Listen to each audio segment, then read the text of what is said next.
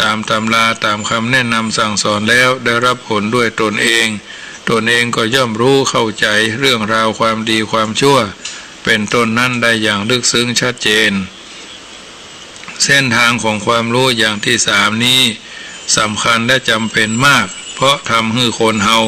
รู้และเข้าใจเรื่องกรรมคือการกระทำเรื่องดีเรื่องชั่วเรื่องบาปเรื่องบุญเรื่องคุณเรื่องโทษได้ด้วยตนเองทำให้มีสติอายชั่วกลัวบาปและบ่ทำชั่วทำพิษมุ่งแต่สร้างสรรค์สิ่งที่ดีมีคุณเป็นประโยชน์ได้ตลอดไปคนที่บ่อายชั่วกลัวบาปคนที่ทำชั่วกลัวบาปได้เสมอนั้นชื่อว่ายังไม่มีปัญญาข้อนี้แม้จะมีปัญญาระดับอื่นมากคือเมื่อขาดปัญญาข้อนี้แล้วก็บ่อาจจะเอาตัวรอดจากอบายได้แน่แท้ดังนั้นคนโบราณจึงกล่าวเชิงแนะนำไว้ว่าความรู้ท่วมหัวเอาตัวไม่รอดเพราะฉะนั้นจะต้องยกระดับตัวเองให้มีปัญญาระดับนี้ให้ได้เพื่อเป็นหลักประกันตัวว่าจะไม่หลงผิดคิดทำสิ่งที่เป็นบาปเป็นกรรมต่อไปปัญญาสามประการนี้มีพลังอำนาจสามารถสนับสนุนผู้ที่มีปัญญานั้นให้ได้รับความสำเร็จสมหวังได้แน่นอนทำการใดก็มีผลออกมาเรียบร้อยงดงามยั่งยืนผู้มีปัญญานั้นก็เป็นอยู่ได้อย่างสุขสงบแม้ในยามทุกข์ดังพระบาลีชาดกแสดงไว้ว่าปัญญาสหิโตนะโรอิทะอาภิทุเคสุขานิวินทติในโลกนี้คนมีปัญญาย่อมหาสุขพบแม้ในยามทุกข์เพราะฉะนั้นพึงสร้างสรรค์ปัญญาให้เกิดมีในตนโดยการศึกษาเล่าเรียนพ่องโดยการคิดพินิจพิเคราะห์เรื่องต่างๆให้รอบคอบพ่องโดยเฉพาะการลงมือปฏิบัติจัดทำให้ทางที่ถูกต้องเหมาะสมพ่องเมื่อทำให้ได้เช่นนี้ก็เป็นบัณฑิตคือเป็นผู้มีปัญญาตามหลักพระศาสนาและย่อมได้รับความสำเร็จในสิ่งที่ทำในคำที่พูดทุกประการสมเด็จพระผู้มีพระภาคเจ้าจึงตรัสไว้เป็นแนวทางในการศึกษาเล่าเรียนเขียนอ่านว่าคิดก่อนทำสุตตมยิปัญญาจินตามยิปัญญาภาวนามยิปัญญาทรัพย์ทั้งที่ท่านเป็นทรัพย์ที่ท่านใช้อยู่ในคัมภีร์เนติวิภาวินีแต่ในพระไตรปิฎกอัตถกถาท่านใช้ว่าสุตตามยปัญญาจินตามยปจิตามยาปัญญา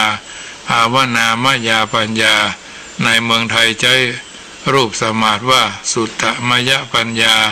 จินตามยปัญญาภาวนามยปัญญาเพราะฉะนั้นญาติโยมสาธุชนท่านผู้ฟังทั้งหลายรายการเสียงธรรมก่อนรับตาถึงน้อมมาเรื่องนำเอาเรื่องธรรมะบรรยายส่วนนี้คือการฟังการคิดและการลงมือทำบำเพ็ญคุณงามความดีเรื่องในโอกาสวันนี้เป็นวันพยาวันโดยเป็นวันพระวันศีลโดยสาธุชนท่านผู้ฟังที่อยู่ทางบ้านก็คงไปกินไปทานทำบุญสุนทรทานตามบ้านตามวัดตามวาตามที่เขาท่านทั้งหลายได้ประพฤติปฏิบัติกันมาเป็นประจำอยู่แล้วโดยเฉพาะการไปฮือทานกับทางวัดสมาทานศีลทางวัดหรืออาจจะบำเพ็ญจิตภาวนาทางวัดเป็นบางครั้งบางคราวช่วงนี้บางวัดเพิ่นก็บ่ได้ไปบางวัดเพิ่นก็บ่ได้เปิดวัดเนาะอันนี้ถือว่าเป็นการทำบุญสุนทรทานตามลำดับเฮาเกิดมาเป็นมนุษย์ถือว่าเป็นผู้มีชาติสูงกว่าสัตว์เดรัจฉานแต่ความจริงกว่าจะได้เกิดมาเป็นมนุษย์ก็แสนจะยากต้องอาศัยบุเพกตปุญญาตาบุญเก่าก็ที่เฮาทำไว้อุปถัมภ์ตัวจึงจะเกิดเป็นมนุษย์ได้และถือกันว่าชาติมนุษย์นี่แหละเป็นที่ตั้งแห่งการบำเพ็ญกุศลจนถึงขนาดตั้งแต่เบื้องต่ำจนถึงพระนิพพานเพราะชาติกำเนิดอื่นๆบ่มีโอกาสกระทำบุญเช่นกำเนิดแห่งสัตว์ที่ไปเกิดในอบายภูมิมีมรณะเป็นต้นก็มีโอกาสได้ทำบุญมาคิดบำเพ็ญกุศล เพราะมัวแต่ต้องระทมทุกข์ทรมานเนื่องด้วยผลแห่งอกุศลกรรมหรือกำเนิดแห่งเทวดาที่สูงไปกว่ามนุษย์ก็เหมือนกันมัวเพลิดเพลินเสวยแต่ทิพยสมบัติจนลืมบุญลืมกุศลจึงมีโอกาสได้ทำเพิ่มเติมต่อไปส่วนชาติมนุษย์เป็นชาติไม่ต่ำกว่าสูงเป็นชั้นที่พอมีโอกาสบำเพ็ญกุศลจนถึงขนาดได้แม้แต่สมเด็จพระผู้มีพระภาคเจ้าอริยสาวกถึงท่านจะได้เกิดอยู่ในกำเนิดเทวดาแล้วก็ยังต้องย้อนพลิกมาเป็นมนุษย์แถมเพื่อบำเพ็ญบุญกุศลให้สำเร็จเป็นพุทธเจ้าเป็นอริยสาวกเพราะฉะนั้นกำเนิดมนุษย์เท่านี้ถึงถือว่าเป็นสูงด้วยประการดังกล่าวก็เมื่อหมู่เฮาได้เกิดมาเป็นมนุษย์กับเขาชาติหนึ่งพร้อมหน้าแห่งบุเพกตะบุญญาตาเช่นนี้แล้วก็ควรจะปลื้มใจว่าได้เป็นบุญญาลาภของเฮาระหว่างที่ยังบัดตายก็ควรบำเพ็ญบุญคือความดีกุศลบุญญาราศีกับตัวกับตนเพื่อต่อทุนให้ได้เคยมีมาแล้วแต่หนหลังอย่าให้ทุนเดิมต้องขาดต้องหมดไปเหมือนน้ำมันรถต้องมันเติมต้องมันเช็คน้ำมันเครื่องน้ำมันหล่อลื่นน้ำมันเบนซินน้ำมัน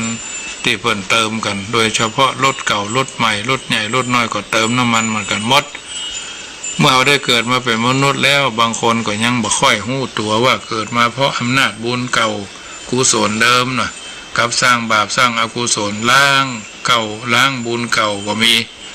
เหตุนี้ท่านจึงได้ปั่นมนุษย์เป็น4จำพวกโดยกันด้วยอำนาจแห่งความประพฤติ1มนุษย์สเปโตมนุษย์เป็นดังเปรตมนุษย์ติรัจฉาโนมนุษย์ดังสัตว์เดรัจฉาน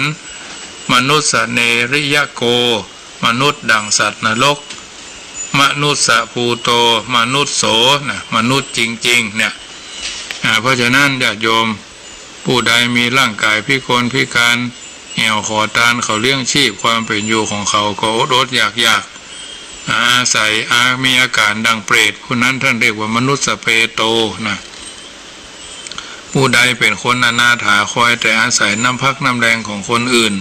บ่คิดที่จะทำมาหากินด้วยน้ำพักน้ำแรงของตัวเก่าเบียดบังคนนั้นกินคนนี้กินเพิ่นห้องว่ามนุษย์มีอาการอย่างสัตว์เดรัจฉานซึ่งมีแต่อย่าแย่งเพิ่นกินบ่เมตตากรุณาต่อกันผู้นั้นก็เรียกว่ามันดังมนุษย์ดังสัตว์เดรัจฉานผู้ใดมีน้ำใจร้ายกาจเหี้ยมโหดดุร้ายทำแต่ทุจริตรังแกเพิ่นข่มเหงเต็งเต็กประหัตประหาร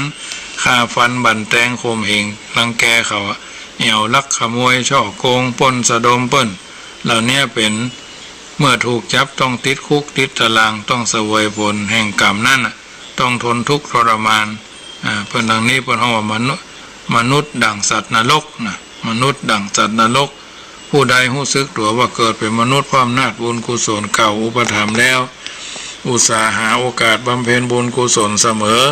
ก็เพิ่มเติมสมทบกับบุญเก่าบำรุง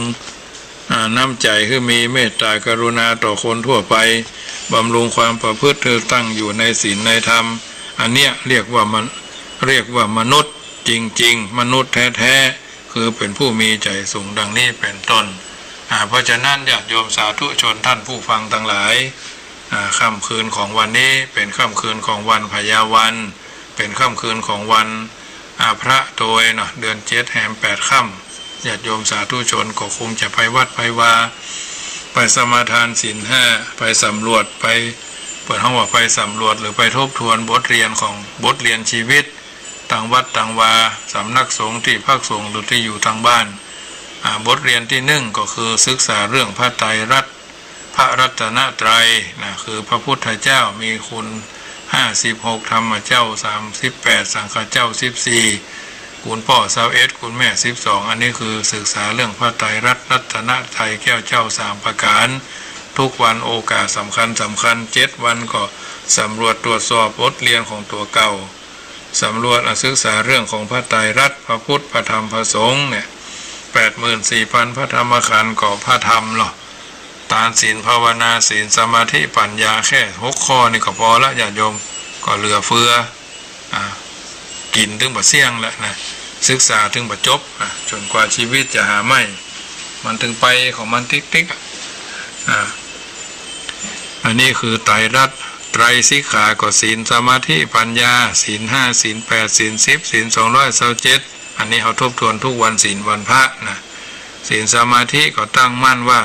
ยืนเดินนั่งนอนกินดื่มทำพูดคิดสมาธิคือการตั้งมั่นแห่งจิตตั้งมั่นแห่งใจตั้งมั่นแห่งดวงจิตที่บ่ไขว่เขวกวัดแกว่งไปหาเสียงที่มันบ่ดีสุมาเด้อธรรมกรรมบ่สุภาพบ่แกว่งเท้าไปหาเสี้ยนนะสมาธิต้องตั้งมั่นสมาธิแล้วก็ปัญญาเครื่องรอบรู้รวบรัดรวบรวมนะศีลสมาธิปัญญาทานศีลภาวนานี่ก็ถือว่าเป็นการอยู่ในเนี้ยในบุญกิริยาวัตถุเอานี่แหละอันนี้เรื่องของไตรสิกขาไตรทวารฝึกกายให้เรียบร้อยให้นั่งกันห่าง1 เมตรล้างเท้าล้างมือด้วยสบู่ก็ดีเจลก็ดีปิดผ้าปิดจมูกหูดังตาหูจมูกลิ้นกายใจผมขนเล็บฟันหนังเนี่ยอันนี้เรื่องของไตรทวารจิตใจก็ปิดห้องปิดหูปิดตาเสียบ้างนะจะได้ปิดปากปิดหูปิดปากปิดหูอย่าปิดใจแล้วอย่าปิดตานะมันพอบหันกึดบ่ถึงกึดบ่ท้องกึดบ่ถูกกึดบ่ได้กึดบ่เป็นและกึดบ่พดนะญาติโยมอันนี้คือตาหูจมูกลิ้นกายใจไตรสิกขาไตรทวารไตรลักษณ์ก็คืออนิจจังไม่เที่ยงทุกขังเป็นทุกข์อนัตตาไม่ใช่ตัวตนสมกุลสมค่าที่เฮาท่านทั้งหลายได้ถือกำเนิดมาเป็นชาวพุทธมาพบพระพุทธศาสนากระทำบำเพ็ญสิ่งเหล่านี้ได้เป็นบรรทัดฐานในการดำเนินชีวิตของเฮาท่านทุกคนเป็นลำดับมาค่ำคืนนี้รายการเสียงธรรมก่อนรับตาก็ได้มาถึงวาระสุดท้ายโอกาสที่จะนำรายการจากท่านไป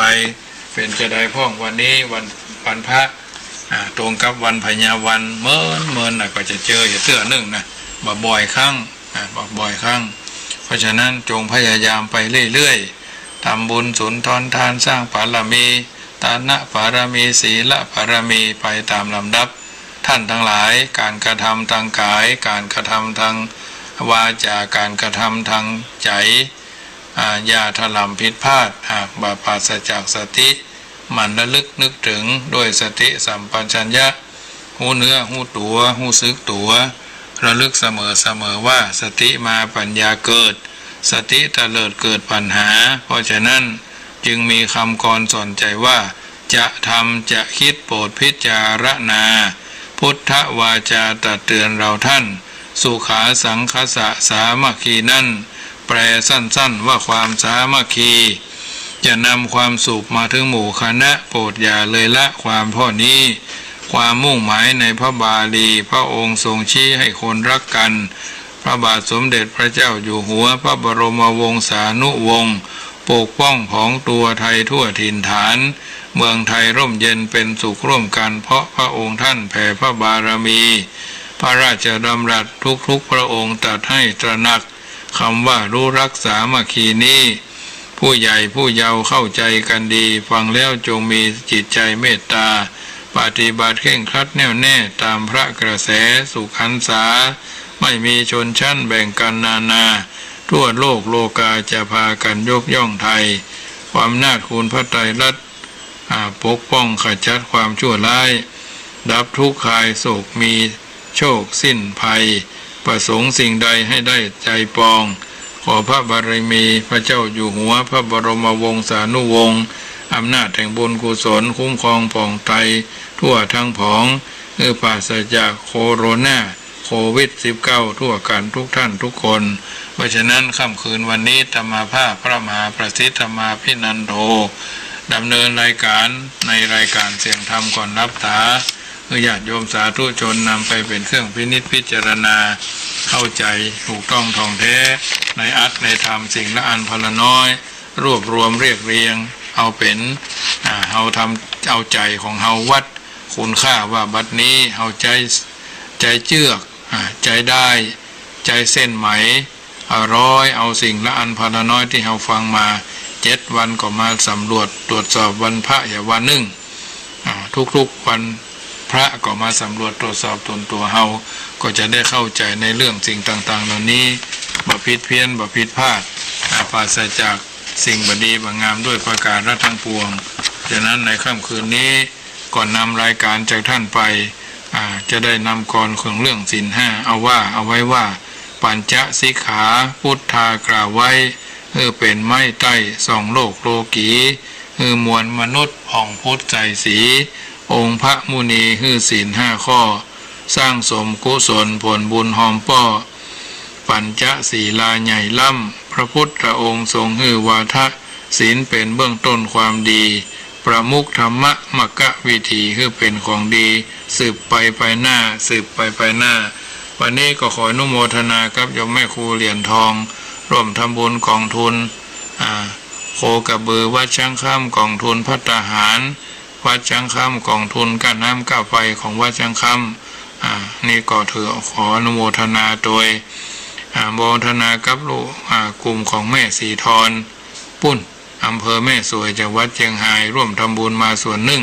ธรรมาภาพก็คงบอกจำนวนให้หู้อยู่แก่ใจเนาะ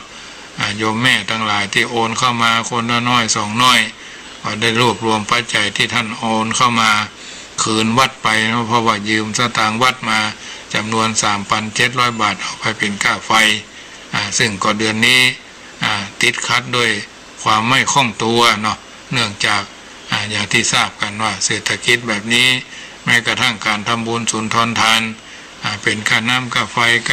ค่าปั่นศีลปั่นปอน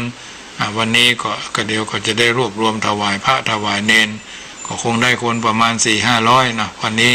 ปกติทุกๆปีก็ที่ผ่านมานี่ก็จะได้รูปละ2 ปันเนาะ2 ปัน1,500 2,000เนี่ยบ่ขาดทักปีแต่ปีนี้ก็คงจะลดน้อยคงประมาณ 400-500 ต่อรูปเพราะว่าพระเนนบ่มีรายได้เจ้าอาวาสต้องเผื่อแผ่เอื้ออาทรเจือจานปัจจัยทุกบาททุกสตางค์ที่ญาติโยมมาตานขันเข้ามาปู่จาหั่นปู่จานี่วันพญาวันเนี่ยหรือทุกวันที่เพิ่นมาตานขันเข้านี่นะเพราะเขาจะต้องเอาไปแจกเอาไปแยกเป็นยัง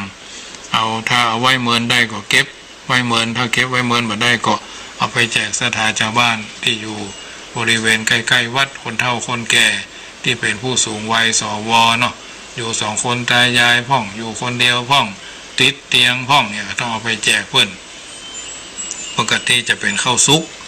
คนละถุงข้าวถุงอาตมาสำรวจพวกข้อมูลพื้นฐานเองเหมือนกับพระอสมนั่นแหละเพราะฉะนั้นต้องไปสำรวจว่าบ้านกอมีกี่หลังมีกี่คนเอาฝากคนนั่นไปมันบ่ถึงเอาฝากคนนี้ไปบ่ถึงมันอาจจะถูกใจแต่บ่ถูกมันอาจจะถูกต้องแต่บ่ถูกใจแต่บ่ต้องการชื่อเสียงอย่างสักอย่างต้องการบุญกุศลเอาอาหารที่ญาติโยมมากินมาทานแบ่งเฉลี่ยกันไปเนาะแบ่งเฉลี่ยกันไปวันนี้แต่เปิดกรรมฐานคู่เข้าได้ประมาณห่อหนึ่งกับประมาณ4-50 ห่อก็เอาแกะที่เป็นเนื้อไก่เนื้อหมูก็รวมกันเอาลวนไฟไว้เนาะคนห้องว่าลวนแกงไว้ใส่ตู้เย็นไว้ก็จะได้เซาะพักไม่ใส่เครือเข้าใส่ใบโกศลเข้าใส่บะขูดเข้าใส่คาอ่อนเข้าใส่จักไข่เข้าใส่คั่วผงฮังเลเข้าใส่เป็นแกงโฮะญาติโยมอันนี้ก็ทำด้วยความร้อนฉันร้อนช้อนกลางล้างมือนี่แหละอันนี้เป็นส่วนหนึ่งยั่วแม่น้ำลายให้ญาติโยมได้ฟังเนอะเพราะได้ทำกับข้าวกันมาโดยตลอดวันพรุ่งนี้ก็ถือโอกาสอุ่นข้าวเย็นคนเมืองบนว่าข้าวพอดญาติโยมอันนี้ด้วยความจริงเนอะบ่มีอย่างบิดปังซ่อนเล่นถือว่าโยมพ่อโยมแม่โยมพี่โยมป้าโยมอาโยมอาฟังด้วยกันหมดแล้วก็ผ่านน้อยนานทหารเก่าซ้ำฟังเหมือนกันเคยเป็นนักบินมาเหมือนกับนักบินอย่างบินทบาทเพราะฉะนั้นพอสมควรแก่เวลาเนอะเอวังหุนตุสัมปติฉามิอิตังโนญาติโยมสาธุชนได้กระทำบำเพ็ญส่วนธรรมสวนานิสงส์ในวันพญาวันพระตัวบุญกุศลอย่างนี้เป็นธรรมสวนานิสงส์เบื้องต้นแต่แรกตื่นเจ้ามาได้ตานขันเข้าได้ถวายขันเข้าสำรับกับเข้าใส่บาตรหยาดน้ำวันศีลวันวะวันมายาวันวัดไปวัดมันวัดใกล้วัดไกลในภาคเหนือตอนบนภาคเหนือในทิศทั้ง4ของจังหวัดละปูนและก็ในประเทศไทยเขาเนี้ยต่างคนต่างก็รับสลึงซกปีใหม่พุทธศักราช 63บุญกินบุญตานผายแผ่ถึงพ่อถึงแม่ถึงพี่ถึงน้องเพื่อนป้องสหาย7 เจ็ดตระกูลเป็น9 9 เจ็ดตระกูลเป็นไม้7 เจ็ดตระกูลเป็น9 9 เจ็ดตระกูลเป็นแดนแสนเจ็ดตระกูลเป็นไม้ท่านเจ้าเหล่านั้นเขาเจ้าเหล่านั้นได้ล้มหายตายจากนี้บัดสั่งนั่งบาลาดวงจิตวิญญาณไปสลัมกรรมกายอยู่ใกล้อยู่ไกลอำนาจแห่งบุญกุศลบัดได้ไปรอดไปถึงไปตึงไปตันขอเชิญเทพยดาเทวบุตรเทวดาตนจำบุญตนจำบาปตนจำน้ำหยาดเมียดหมายตานจดเอาลายหมายเอาชื่อบุญกุศลไปเถิมกำคือขายเป็นชัดแก้วพิดานคำนัตถิวิภาโกอโหสิกรรมคือเจ้าของตาลตนะบดีตึงยิงตึงใจตึงจุอย่าน้อยใจยิงที่ได้ทำบุญทุกวัดทุกวาทำแล้วคือแล้วเสียยังกรรมมักกรรมผาธนาบุญกินบุญตานไหวหน้าเป็นตบะเดชะเป็นภรวะปัจจัยเป็นอุปนิสัยนำส่งคุ้มครองปกป้องให้ญาติโยมสาธุชนที่อยู่ทางบ้านอยู่ดีมีสุขเป็นร่มโพร่มใสของลูกเต้าเหล่าหลานดูตั้งกินดูตั้งใจดูตั้งไหวเตตานเหลือกินเหลือใจเหลือไหวเตตานไปใจคิดสิ่งหนึ่งประสงค์สิ่งใดอันเป็นไปโดยชอบมโนมโนทุจริตมโนสุจริตอันบพิษประเพี้ยนโดยศีลธรรมกรรมฐานที่องค์สมเด็จพระสัมมาสัมพุทธเจ้าตรัสไว้ในพระพุทธศาสนาขอให้รับเป็นสุขตื่นเป็นสุขขันธ์ทั่วหน้าพุทโธโยแค้วคาดธัมโมโยแค้วคาดสังโฆโยแค้วคาดใจยะภวังใจยะสุภมังคลังใจยะโสถีภวันตุโวจัตตาโลอันว่าธรรม4ประการอายุของท่านทั้งหลายมีอายุยืน10,000 ปีวันหน้าผ่องใสสีเป่งป้อยสุขกายสบายใจมีพละกำลังต่อสู้อุปสรรคขวากน้ำทุกคนทุกท่านจุแน่น้อยใจยิงนั่นจงจักมีขอเจริญพรอนุโมท